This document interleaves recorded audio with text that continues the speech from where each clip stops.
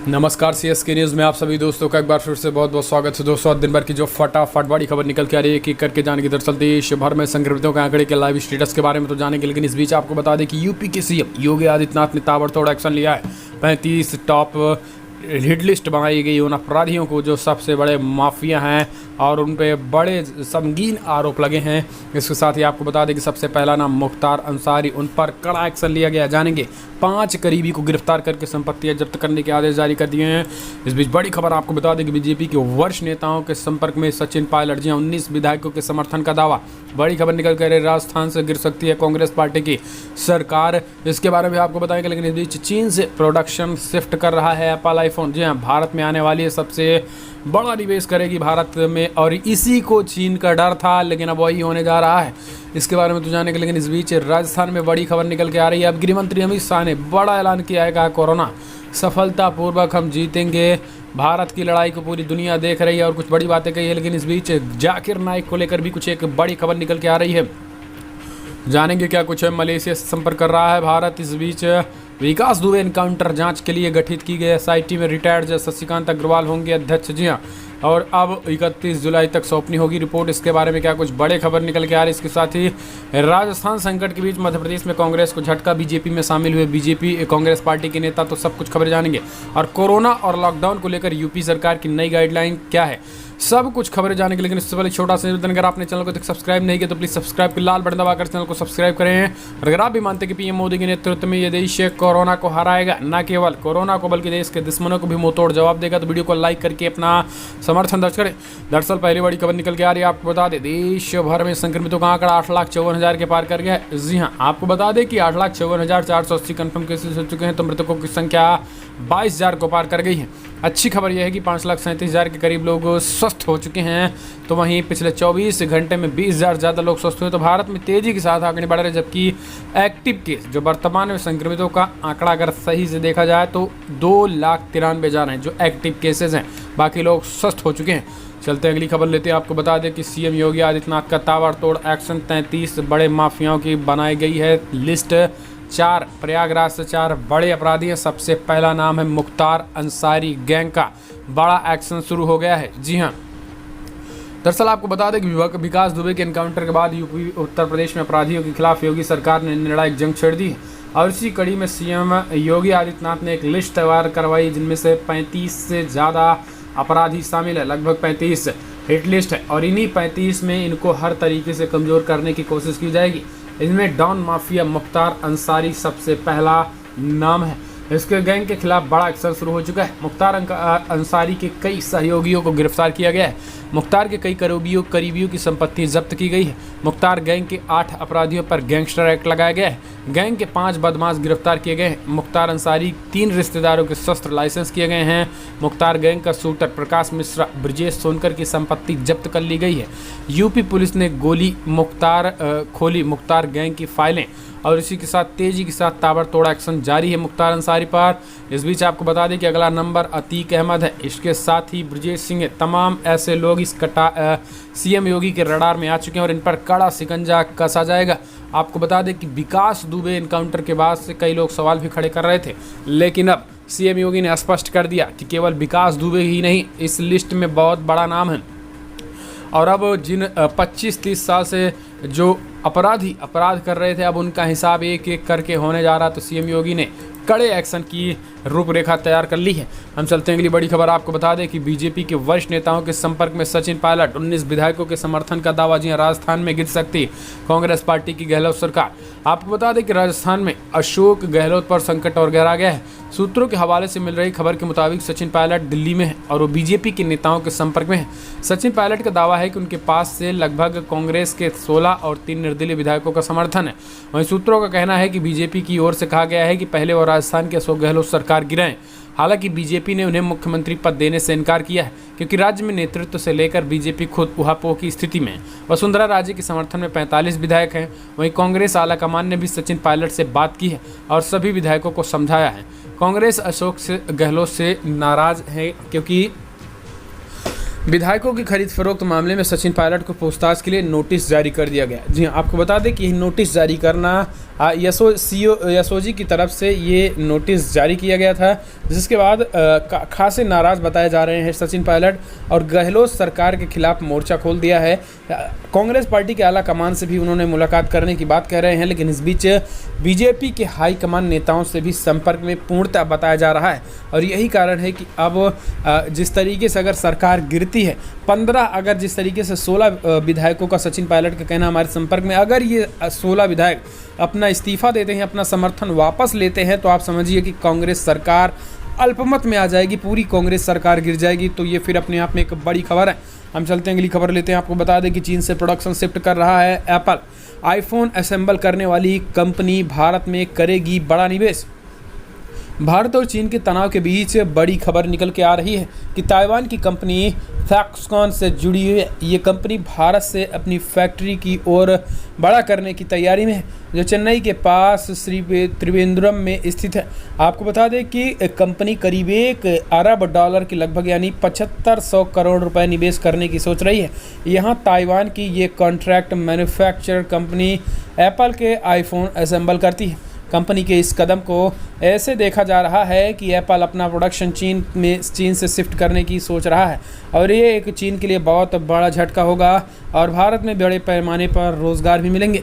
चलते हैं अगली खबर लेते हैं। आपको बता दें बिग ब्रेकिंग निकल के आ रही है, जहां पर अमित शाह बोले दुनिया में कहीं कोरोना के खिलाफ सफलतापूर्वक लड़ाई लड़ी गई है तो वो सिर्फ भारत में। जी हाँ, आपको बता दें कि गृहमंत्री अमित शाह ताबड़तोड़ एक्शन लेते हुए कोरोना को लेकर दिल्ली में पूरी तरीके से स्टॉप लगा दी। जी हाँ, जो कोरोना दिल्ली में तेजी के साथ बढ़ रहा था और आम आदमी पार्टी के नेता 5 लाख तक उस आंकड़े को पहुंचा रहे थे, गृहमंत्री अमित शाह ने पूरी कमान अपने हाथ में संभाली और दिल्ली में कोरोना को पूरी तरीके से स्टॉप कर दिया। आज 20,000 संक्रमित, आज 20,000 टेस्ट हो रहे हैं, लेकिन 2,000-2,500 से ज़्यादा कोरोना नहीं निकल के आ रहे हैं। लेकिन इस बीच गृहमंत्री अमित शाह ने कहा है कि दुनिया देख रही है, अगर विश्व में कहीं भी कोरोना वायरस के खिलाफ सफलतापूर्वक लड़ाई लड़ी गई है तो वो प्रधानमंत्री मोदी के नेतृत्व में भारत लड़ रहा है। उन्होंने कहा कि ऐसा डर था कि हमारे जैसे बड़े देशों में इस चुनौती का सामना कैसे किया जाएगा, जहां के शासन का ढांचा संघीय है, 130 करोड़ लोगों की घनी आबादी है और सत्ता की कमान कोई एक श्रृंखला नहीं है बल्कि अलग अलग है।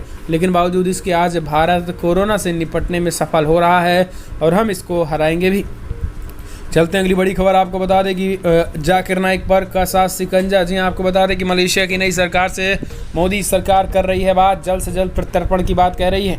आपको बता दें कि एक बार फिर से जाकिर नाइक का बड़ा बयान निकल के आया है। जाकिर नाइक का कहना है कि मुस्लिमों के प्रति अच्छी सोच रखने वाले गैर मुस्लिम भी जन्नत में नहीं जाएंगे। जी हाँ, दरअसल उसका इसलिए कहना है क्योंकि उसका कहना है कि जो गैर मुस्लिम हैं वो पहले मुस्लिम थे, फिर बाद में कन्वर्टेड हुए हैं और इसी वजह से वो जो दूसरे समाज में चले गए हैं, यानी उन्होंने अपना धर्म परिवर्तन किया, इसलिए उनको जन्नत फिर भी नहीं मिलेगी, चाहे वो कितने भी मुस्लिमों के प्रति अच्छी सोच रखते हों। तो ये इसका तर्क है। लेकिन ये तर्क यूट्यूब में डालने के बाद एक बार फिर से मलेशिया से सरकार संपर्क करना शुरू कर दी है। आपको बता दें कि मोदी सरकार का कहना है कि मलेशिया सरकार से वो इस पर प्रत्यर्पण पे सहमति बनती दिख रही है और माना जा रहा है कि अगले 1 से 2 महीने के अंदर पूरी तरीके से सरकार इस पर सहमति बन सकती है। फिर उसके बाद जाकिर नाइक को मलेशिया से घसीट कर भारत लाया जाएगा, इस तरीके से विदेश मंत्रालय का कहना है। चलते हैं अगली बड़ी खबर। आपको बता दें कि विकास दुबे एनकाउंटर जांच के लिए गठित रिटायर्ड जज शशिकांत अग्रवाल होंगे इसके अध्यक्ष।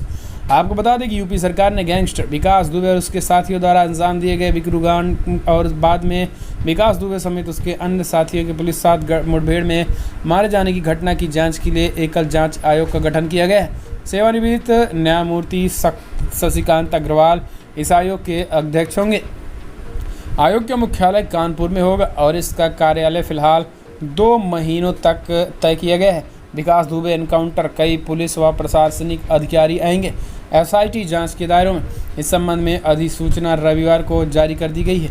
अधिसूचना में कहा गया है कि बिकरू गांव की घटना और उसके बाद 3 जुलाई से 10 जुलाई की अवधि के दौरान इस प्रकरण में संबंधित विभिन्न स्थानों पर पुलिस और अपराधियों के बीच मुठभेड़ में एक लोक महत्व का विषय हुआ है और इसी के साथ ताबड़तोड़ एक्शन लिए गए हैं, लेकिन 31 जुलाई तक रिपोर्ट सौंपे जाएंगे। हम चलते हैं अगली बड़ी खबर। आपको बता दें कि राजस्थान संकट के बीच मध्य प्रदेश में कांग्रेस पार्टी को लगा बड़ा झटका। एक विधायक फिर से बीजेपी में हुए शामिल। जी हाँ, आपको बता दें कि मध्य प्रदेश में विधानसभा उपचुनाव से पहले मध्य प्रदेश कांग्रेस को एक और बड़ा झटका लग गया। कांग्रेस के बड़ा मलहेरा से विधायक प्रद्युम्न सिंह लोधी ने बीजेपी में शामिल होने का फैसला किया है। कांग्रेस विधायक प्रद्युम्न सिंह लोधी भाजपा कार्यालय पहुंचे। उनके साथ साथ मंत्री विष्णु सारंग, पूर्व मंत्री उमाशंकर गुप्ता, विधायक रामपाल सिंह, प्रदेश अध्यक्ष BD शर्मा भी मौजूद रहे। उनको कैबिनेट मंत्री बनाया जा सकता है। मुख्यमंत्री शिवराज सिंह चौहान की मौजूदगी में मुख्यमंत्री निवास ने लोधी में बीजेपी की सदस्यता ली थी। आपको बता दें कि 230 विधानसभा सीटों में कांग्रेस के पास अब कांग्रेस 21, बीजेपी 107, समाजवादी पार्टी 1, बसपा 2, निर्दलीय 4 विधायक है। 2 विधायकों का निधन हो गया है। कांग्रेस आज के विधायकों को मिलाकर 23 का इस्तीफा तक हो चुका है, तो ये कांग्रेस के लिए एक और संकट हो चुका है। हम चलते हैं अगली बड़ी खबर। आपको बता दें कि इंडस्ट्री से बड़ी खबर निकल के आ रही है, जहां पर आपको बता दें कि अमिताभ बच्चन और अभिषेक बच्चन के बाद उनकी पत्नी ऐश्वर्या राय बच्चन और बेटी आराध्या बच्चन भी रिपोर्ट आई है पॉजिटिव। जी हाँ, सबकी बड़ी खबर आपको बता दें कि 2 और लोग पॉजिटिव पाए गए हैं बच्चन परिवार में, तो ये अपने आप में बड़ी खबर है। हालांकि आपको बता दें कि तेज़ी के साथ बढ़ रहे कोरोना के बीच आपको बता दें यहाँ पर देखा जाए तो अनुपम खेर के परिवार की उनकी माँ और भाई भी कोरोना पॉजिटिव पाए गए हैं। ये अनुपम खेर ने स्वयं वीडियो जारी करके इस बात की पुष्टि की है। तो इंडस्ट्री में कोरोना तेज़ी के साथ बढ़ रहा है। ऐसे में अगर आप भी मुंबई या फिर अन्य इलाकों में हैं तो कोरोना को लेकर सचेत हो जाएं, क्योंकि आने वाले समय में तो कोरोना होना ही है। हम चलते हैं अगली बड़ी खबर लेते हैं। आपको बता दें बिग ब्रेकिंग निकल के आ रही, राजस्थान सरकार संकट लाइव, मुख्यमंत्री अशोक गहलोत ने दी सफाई।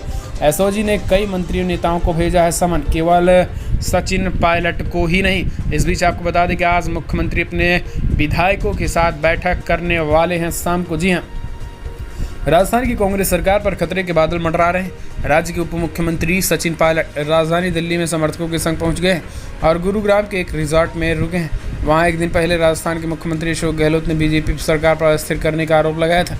एक प्रत्याशित घटना के तहत राज्य पुलिस के स्पेशल ऑपरेशन ग्रुप यानी SOG के मुख्यमंत्री अशोक गहलोत और उप मुख्यमंत्री सचिन पायलट को नोटिस जारी करके बयान रिकॉर्ड करने के लिए समय मांगा गया है। इसके साथ ही आपको बता दें मामले हालात बिगड़ चुके हैं। राजस्थान में अब अशोक गहलोत ने एक हाई लेवल मीटिंग बुलाई है सभी विधायकों की आज रात 9 बजे। माना जा रहा है कि फिलहाल उसमें भी अब सचिन पायलट नहीं पहुंचने वाले। इससे पहले आज एक मीटिंग बुलाई थी, उसमें सचिन पायलट नहीं पहुंचने थे बल्कि वो दिल्ली रवाना हो गए थे। ऐसे में अब टकराहट बढ़ गई है और अब अशोक गहलोत दूसरे कमलनाथ बनने की राह पर चल पड़े हैं, जबकि सचिन पायलट दूसरे सिंधिया की राह पर चल पड़े हैं। हम चलते हैं अगली बड़ी खबर लेते हैं। आपको बता दें कि योगी सरकार का बड़ा फैसला, लॉकडाउन पर नया फार्मूला, हर शनिवार रविवार बंद रहेंगे बाजार। जी हाँ, आपको बता दें कि यूपी में है तो योगी सरकार का बड़ा फैसला। यूपी में लगातार कोरोना के बढ़ते मामले के बीच योगी सरकार ने बड़ा फैसला किया।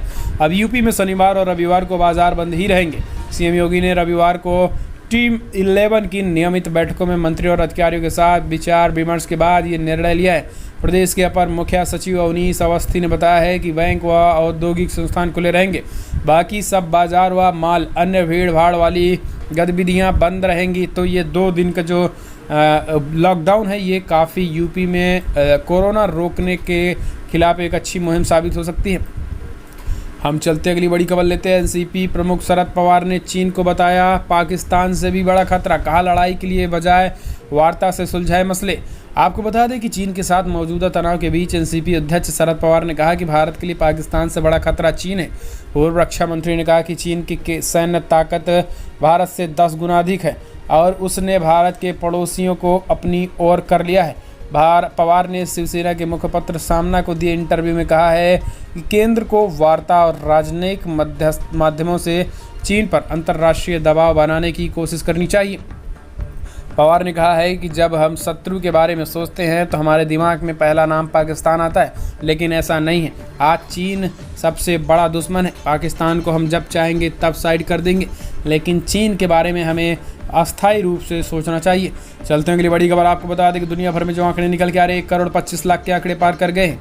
1 करोड़ 25 लाख 7 हज़ार कन्फर्म केसेस तो 5 लाख 60 हज़ार करीब लोगों की मौत हो गई है। यूनाइटेड स्टेट में 32 लाख 90 हज़ार कन्फर्म केसेस तो 1 लाख 36 हज़ार करीब लोगों की मौत हो गई है। ब्राज़ील में 18,39,000 कन्फर्म केसेस तो 71,000 के करीब लोगों की मौत, जबकि इंडिया में 8,49,000 कन्फर्म केसेस तो 22,000 के करीब लोगों की मौत। तो रसिया में भी 7,27,000 कन्फर्म केसेस तो 12,000 के करीब लोगों की मौत। तो दुनिया भर में दोस्तों आंकड़े तेज़ी के साथ कोरोना के बढ़ रहे हैं। फिलहाल बड़ी खबरों में इतना है, लेकिन अगर आपको वीडियो पसंद आए तो लाइक करें, शेयर करें, कमेंट के माध्यम से अपनी राय देना ना भूलें। इस वीडियो में इतना ही। जय हिंद, वंदे मातरम।